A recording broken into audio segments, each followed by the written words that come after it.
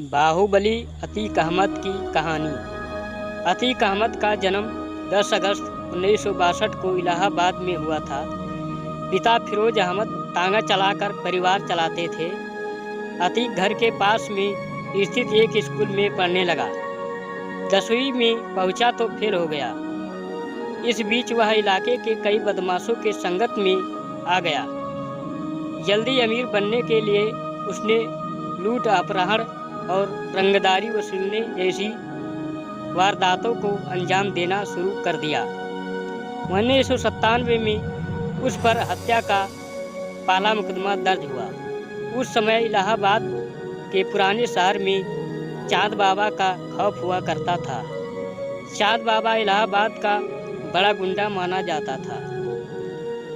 आम जनता, पुलिस और राजनेता हर कोई चाँद बाबा से परेशान थे। अतीक अहमद ने इसका फ़ायदा उठाया। पुलिस और नेताओं से साठगांठ हो गई और कुछ ही सालों में वह चाँद बाबा से भी बड़ा बदमाश बन गया। अतीक वो नाम था जिसकी एक समय खूब चलती थी। आलम यह था कि अपराध की दुनिया हो या राजनीति की, जो अतीक कहता था वही होता था। ये वो दौर था जब अतीक का नाम प्रयागराज ही नहीं बल्कि पूरे यूपी में गूंजता था। ये कहानी है माफिया अतीक अहमद की। कहा जाता है कि उस वक्त अतीक जिस भी जमीन, घर या बंगले पर हाथ रख देता था, उसका मालिक उसे खाली करके चला जाता था।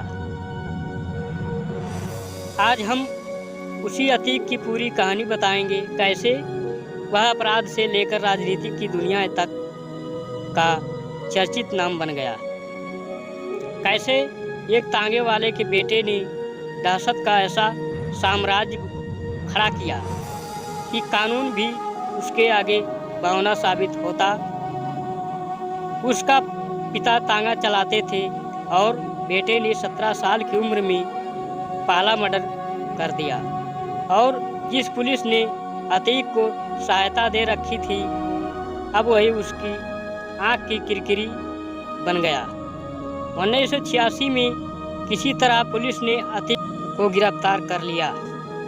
इस पर उसने अपनी राजनीतिक पहुंच का फायदा उठाया।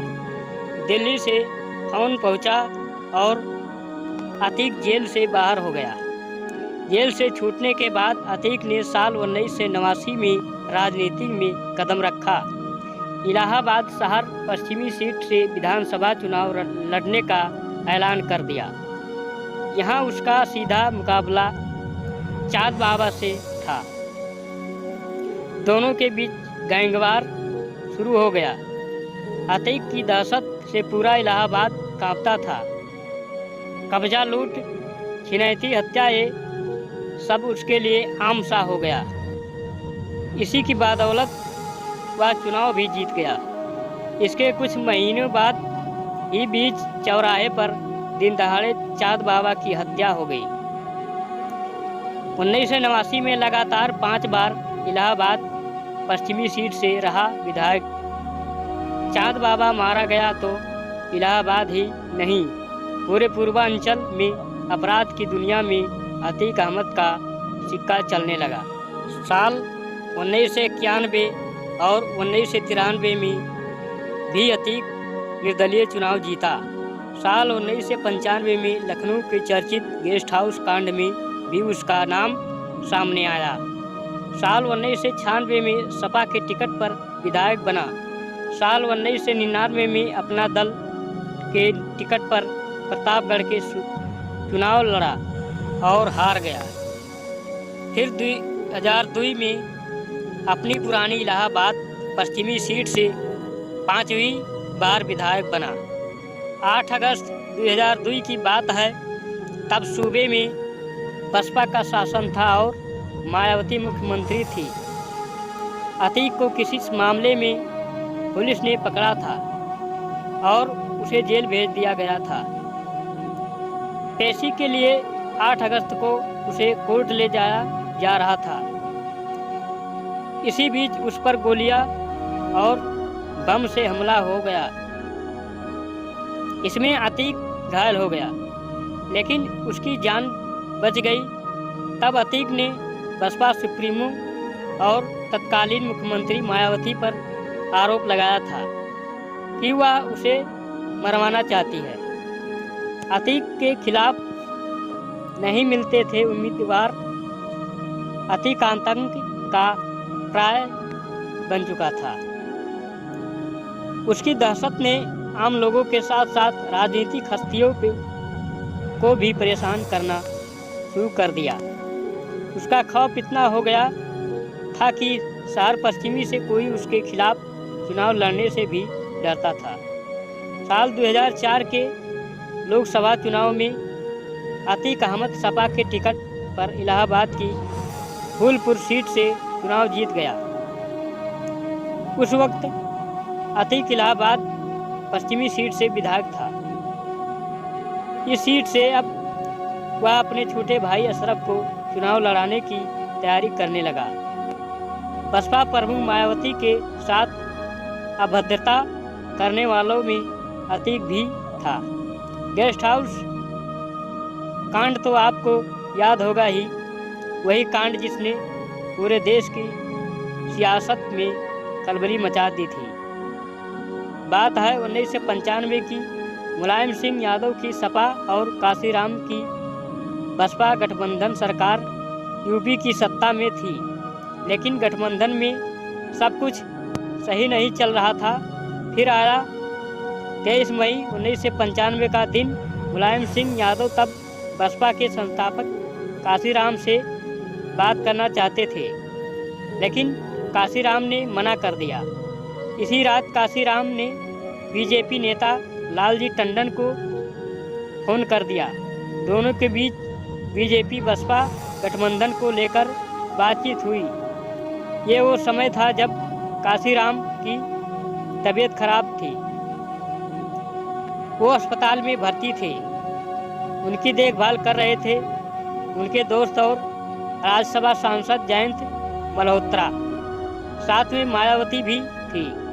तब काशीराम ने मायावती को बुलाया और उनसे पूछा कि क्या वो सब की सीएम बनेगी। फिर आया तो जून 1995 का दिन। इस तारीख को यूपी के राजनीतिक इतिहास का काला दिन कहा जाता है।